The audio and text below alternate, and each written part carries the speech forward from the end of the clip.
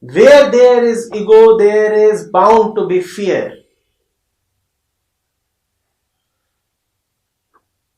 Ego and fearlessness do not go together. So when you say that you do not want to be afraid of the Lord, you are in fact saying that you are no more the ego, which is not really true, as you know.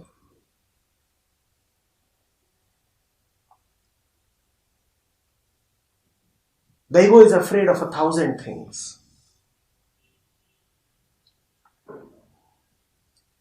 When it comes towards the Lord, it is afraid only of the Lord.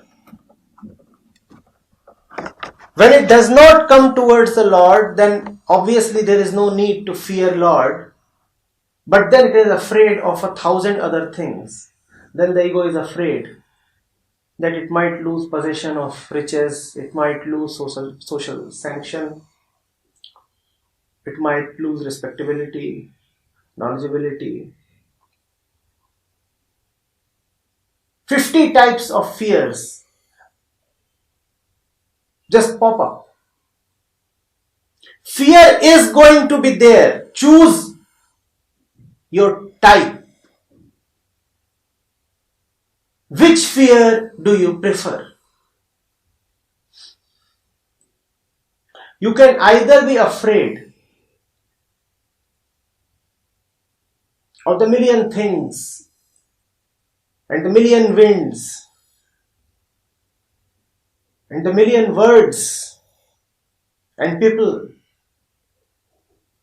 and happenings of the world, or you could be afraid of the truth. Fear is going to be there. That is not avoidable.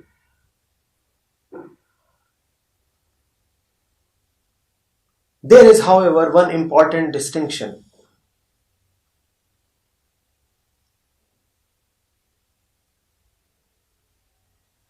The ego has two parallel desires always. On the surface is the desire that is apparent.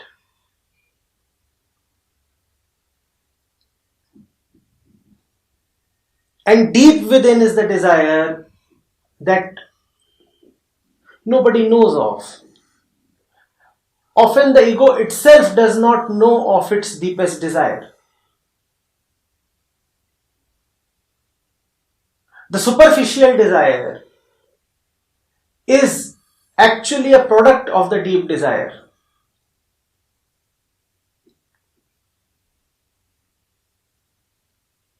But the irony is such that the superficial desire, though arising from the deep desire, actually works against the deep desire.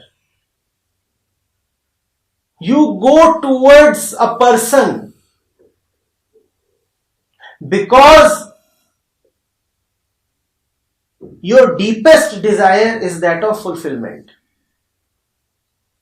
So the superficial desire is of the person, the deeper desire is of fulfillment. But going towards the person itself may thwart the fulfillment that you deeply want.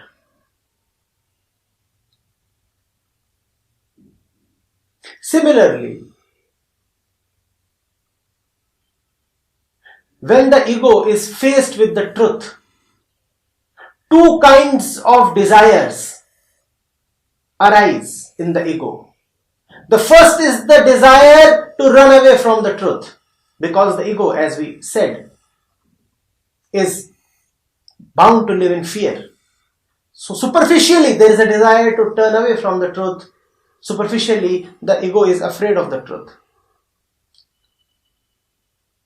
But deeply the ego loves the truth. Deeply the ego is committed to its own suicide. Deeply the ego itself wants its own annihilation. So even when the ego is God-fearing, it is actually God-loving. The ego is always God-loving at the core.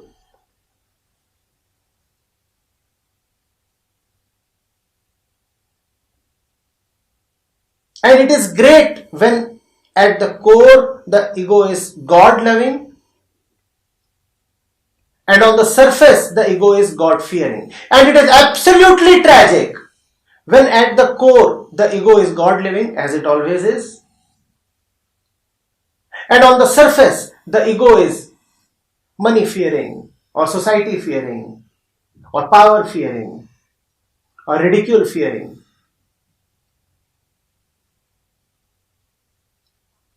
You must understand this.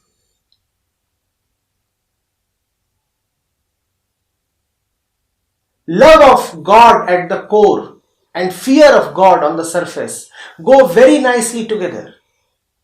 That is the right approach, the perfect attitude.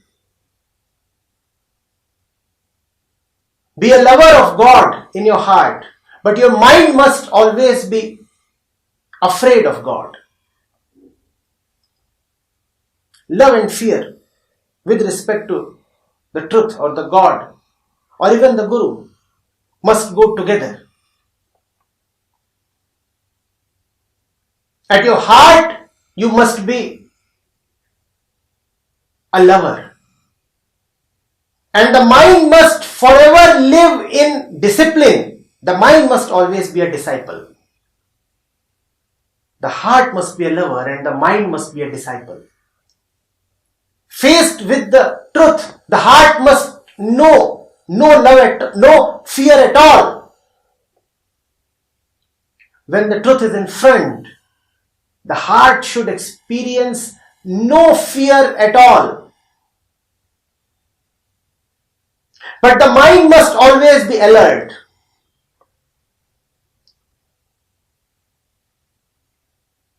The mind must know that it is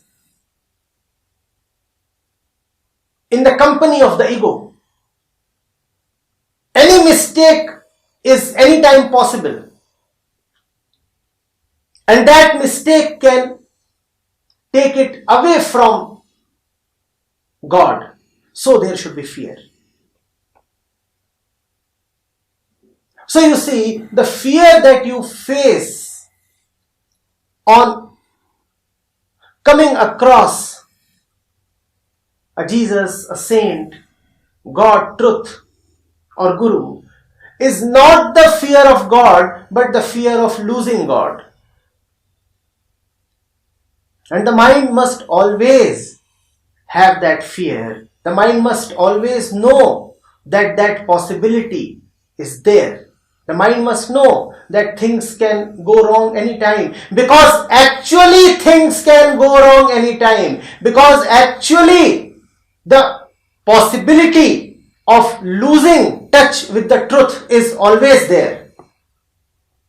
The ego is very slippery.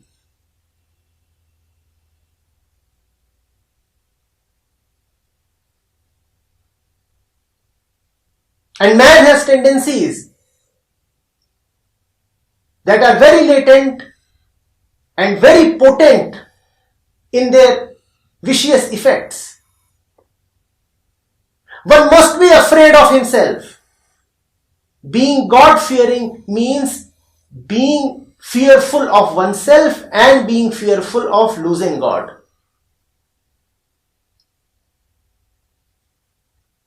The mind must never become complacent.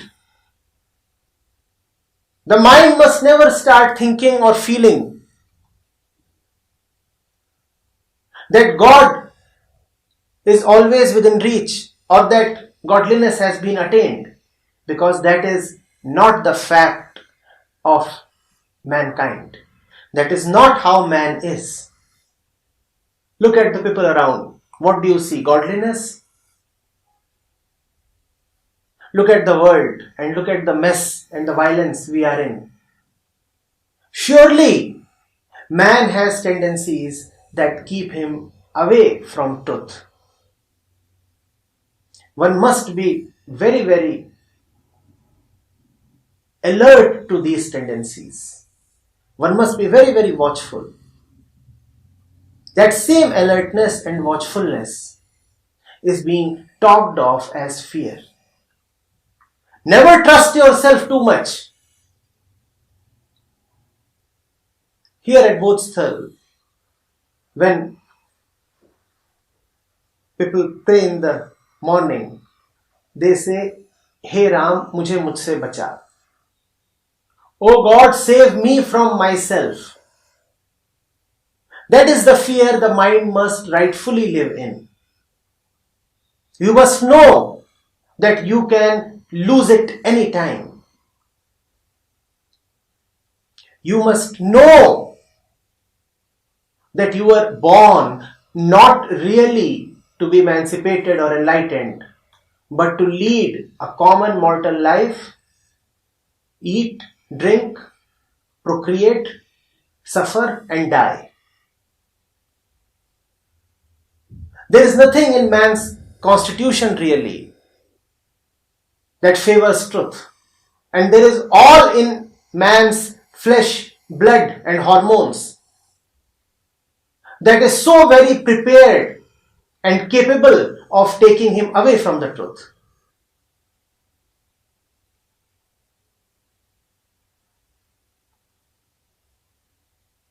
So you better be afraid. You better be cautious. You better watch out. And as you watch out, you will find that it is the love of the Lord that is helping you watch out.